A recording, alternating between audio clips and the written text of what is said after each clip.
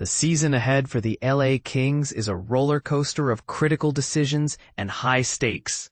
As training camp rapidly approaches, with the first preseason game set for September 21st and camp beginning just a few weeks earlier, this is a make-or-break period for a team that has repeatedly stumbled in the first playoff round, despite 4 consecutive appearances.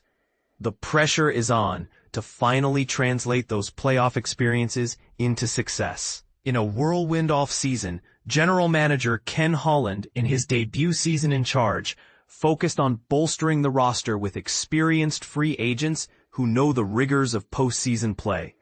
This strategic pivot has left fans and analysts alike debating several pressing issues that hang over the team as they prepare for camp.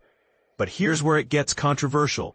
While the final results won't be clear until the end of the season, these 5 key questions are sparking lively discussion right now.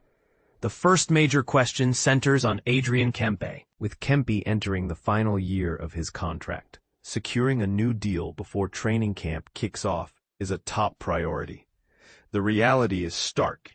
If the Kings fail to re-sign him, they risk losing him in free agency next summer.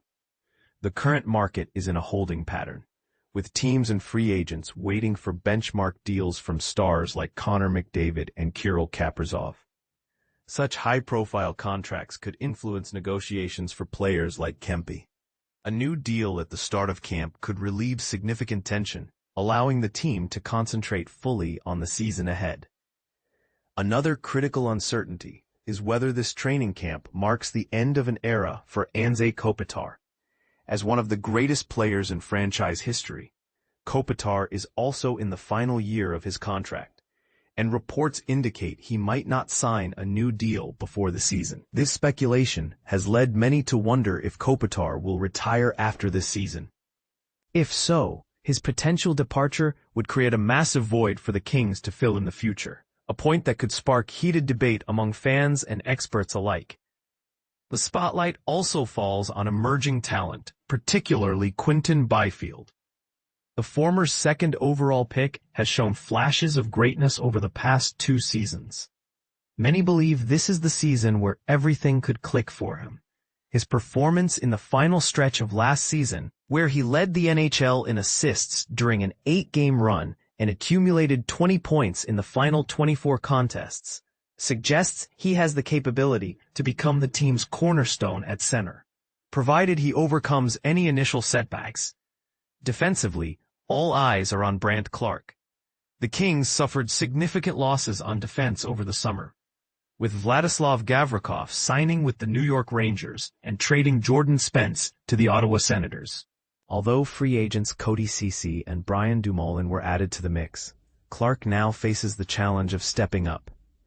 In his first full season as a starter, Clarke not only showed potential, but also led the team's defense in points. His task will be to balance his offensive contributions with a cautious approach that prevents risky plays when the opposition is attacking.